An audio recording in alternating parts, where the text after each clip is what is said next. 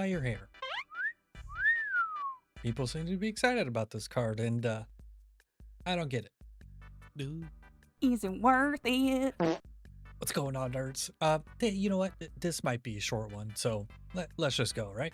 FireHair is a 2 energy 3 power card that reads when one of your cards is destroyed, this uses that card's on reveal overall impressions. So I should preface this entire video that I get the card, I get its potential, I get the silly things you could maybe do with this card. Well, and the issue is there's probably easier ways of doing all these things, and I think the decks that FireHair are in are gonna look pretty weird, honestly. I mean, let's be real, you're putting this in a deck that already wants Misery as well, and you probably throw in another destroy effect, let's say like Venom or something. Okay, let's Misery, Venom, and FireHair in a deck.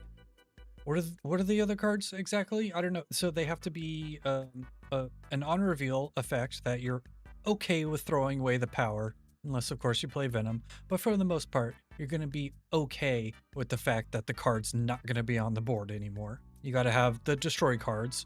Just FireHair and Misery in a deck I don't think is enough to reliably make FireHair worth it. So you got to have 3 cards dedicated to FireHair, basically. Some on reveals that you want to repeat, and the on reveals have to stick around on the board, right? That's basically it. How big is that list? Well, we can already say mill. Sure, mill. What are the other cards though? Hood, Hazmat, Master Mold, I guess, Ironheart, Thor and Beta Ray Bill, Hammers and Axes, Korg, Iceman, White Tiger, and all the other ones are either effects that, like, if FireHair re-triggered them, it's either just a neutral benefit, like let's just say Sage, for example. Actually, Sage would be bad. Wolfsbane, let's say Wolfsbane, for example. If you destroyed them and Whitehair re-triggered, all those effects that you could potentially use with FireHair, Whitehair, you're better off just re-triggering them another way, like Wong or Grandmaster or something, or hell, just even Odin. So I'm not buying it overall. Sure, have fun with the card, but outside that, this ain't it. Before we move on in the video, I do want to say FireHair, the best way to think about this, I think, is like Phoenix Force. Yes, there are instances where you absolutely get shit stomped by Phoenix Force, but it's an awkward deck that is really draw dependent, and half the time it doesn't work, and it's no fault of your own. It's just an awkward deck. I think FireHair is gonna pretty much be the same thing. When it works, it's ridiculous. When it doesn't, you don't even have a shot at winning. And I'll say, like, if you show me an example of someone being like, well, Jeet or Jet or whatever his name is like, he got top 10 with Phoenix Force on the ladder. Yeah, that he would have gotten top 10 with any deck. It doesn't matter if he's playing Phoenix Force or not. But let's take a look at some of your takes before we go into the more minute details of FireHair. Yep. First up, we got AJ Spiritus. AJ Spiritus.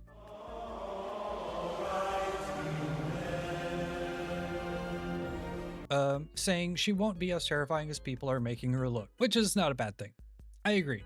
I don't think she's going to be terrifying at all, really. Sure, there's going to be instances where you're like, that was ridiculous. But overall, I think it's just going to be like a fun, silly card more than a scary card. And here we got Beta Ray Bill Lover, appropriate name. Her with the Thors is going to be goated.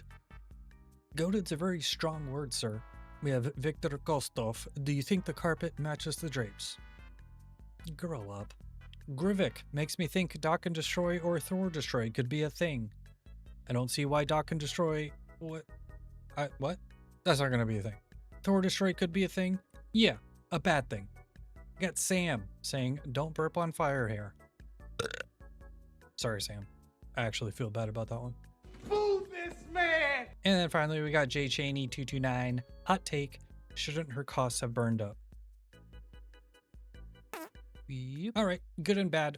Why do I think the things I think about this card? The first thing here, multiple triggers. Really, that's the only positive upside about this card. You can trigger it a bunch of times. She can get the abilities of everything that you destroy. Maybe I'm just being a Debbie Downer here, but I don't see any upside to this card other than like the fact that you can make a new deck, a new silly combo deck that didn't exist before. Sure, that's an upside. If you're just trying to have fun, yeah, FireHair is a good card. And the multiple triggers is the main reason why it's going to be fun or good at all if it is good. I guess Another good part here would be like it makes misery style decks better, but I don't think that's enough. So onto the bad. Effort. Putting in a lot of effort to make this thing work. Like I've already said in the video, all the examples that I can see or people have said to me about the card. Sorry, Undead Beard. I know you're watching this and just shaking your head and disagreeing with everything I'm saying. That's fine. You know, maybe I'm wrong about the card. But all the examples of what you can do with this card, I think aren't game breaking enough to warrant this card being in your deck, or you're just better off like doing other things, like just playing a good deck instead. But yeah, destroy card, effect you're cool with it not existing on the board anymore. FireHair, misery. That's like 70% of your deck are dedicated to like just re-triggering on reveals. Why not just play like a Wong Godin deck or something? You get the same shit. All right, better ways to do the same thing. I guess I just said that. Next, draw dependent. It's a combo card. You know, you have to draw your destroy effect. You have to draw the on reveals all in the correct order. I don't see this as really a great late game play, so maybe it does do silly things. But unless you draw all the cards in the right order, I think it's going to be really awkward. Next thing, let's be honest. It's a misery companion, and misery is just a mill card. Okay, there's been like 2 decks that have like come and gone real fast. That misery decks I'm referring to. One is like misery Thanos deck, but that's not very good. Do you see it on the ladder?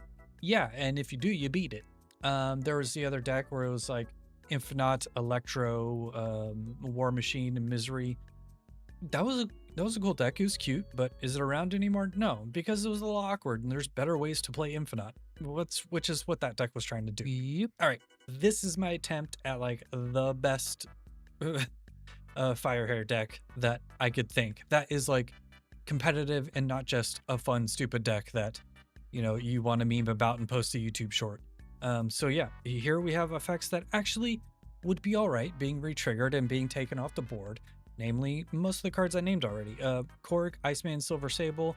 Silver Sable with FireHair is cool. It's getting off the board. You're getting the 2 power. Sure. Zabu is even cool with it. Cassandra Nova, but that does kind of turn FireHair into a Shang-Chi target if you're triggering the effects a bunch and your FireHair gets Shang-Chi'd. You not only is your FireHair getting killed, you don't have any power anywhere on the board, so that's definitely a downside. And then we have Venom here to basically be as like a backup misery, and I think Venom is the best pairing with FireHair because you're not losing the power.